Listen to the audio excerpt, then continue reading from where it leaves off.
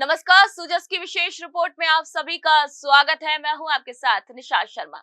मुख्यमंत्री श्री भजनलाल शर्मा के नेतृत्व में rising Rajasthan global investment summit के तहत हुए एमओयू निवेशों को धरातल पर लाने के साथ निवेशकों को सरकार की योजनाओं का पूरा लाभ सुनिश्चित करने और प्रदेश को उद्यमिता के क्षेत्र में नित नई बुलंदियों पर पहुंचाने के राज्य सरकार के प्रयास लगातार रंग ला रहे हैं। आइए सुजस की इस खास रिपोर्ट पर एक नजर डालें। राइजिंग राजस्थान समिट का सबसे ज्यादा असर मार्बल और सीमेंट इंडस्ट्री का हब कहे जाने वाले चित्तौड़गढ़ में भी देखने को मिल रहा है। चित्तौड़गढ़ में उद्यमियों को राज्य सरकार की ओर से जारी हितकारी नई नीतियों और योजनाओं की विस्तृत जानकारी देने के लिए जिला स्तरीय निवेशक जागरूकता कार्यशाला का आयोजन किया गया।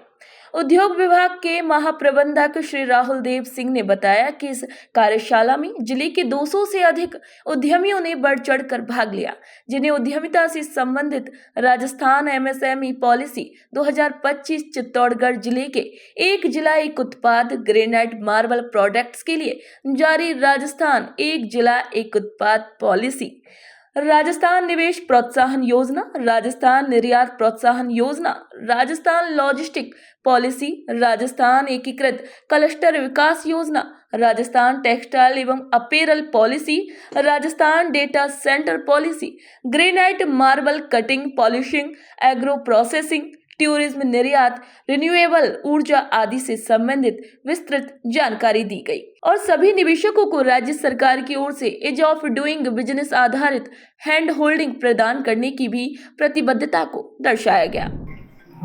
राज्य सरकार के द्वारा राइजिंग राजस्थान इन्वेस्टमेंट समिट किया गया और उसमें निवेशकों के जो प्रोजेक्ट हैं वो कैसे शीघ्रातिशीघ्र धरातल पे उतरे और उनको इंसेंटिव देने के लिए कई सारी योजनाएं, कई सारी जो पॉलिसीज है गवर्नमेंट ने लॉन्च की है और उन पॉलिसीज के बारे में जो हमारे स्टेक होल्डर्स हैं, जो इंडस्ट्रियल एसोसिएशन है, एंटरप्रेन्योर्स हैं, इन्वेस्टर्स हैं, उनको बताने के लिए आज एक कार्यशाला आयोजित की गई है और उससे निश्चित रूप से उद्यमियों को बहुत लाभ होगा। सब योजनाओं का जो क्रांतिकारी योजनाएं हैं, इन सब योजनाओं का लाभ ले पाएंगे और समय पर उनको गवर्नमेंट बेनिफिट्स मिल सके, इसलिए ये कार्यशाला आयोजित की।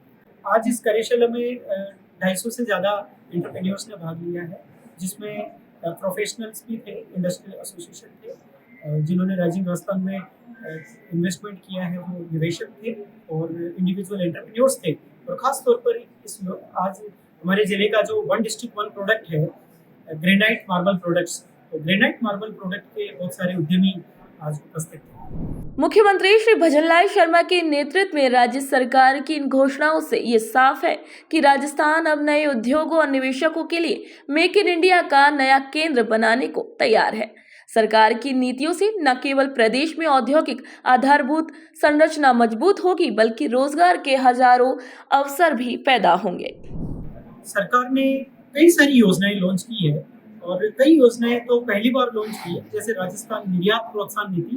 पहली बार राज्य सरकार ने निर्यात में राज्य को उत्कृष्टता प्रदान करने के लिए स्कीम लॉन्च की है। One district one product policy हमारे जिलों को किसी एक विशेष उत्पाद में निर्यात के सेंटर ऑफ एक्सीलेंस बनाने के लिए लॉन्च की है, उसके बारे में आज हमने चर्चा की है।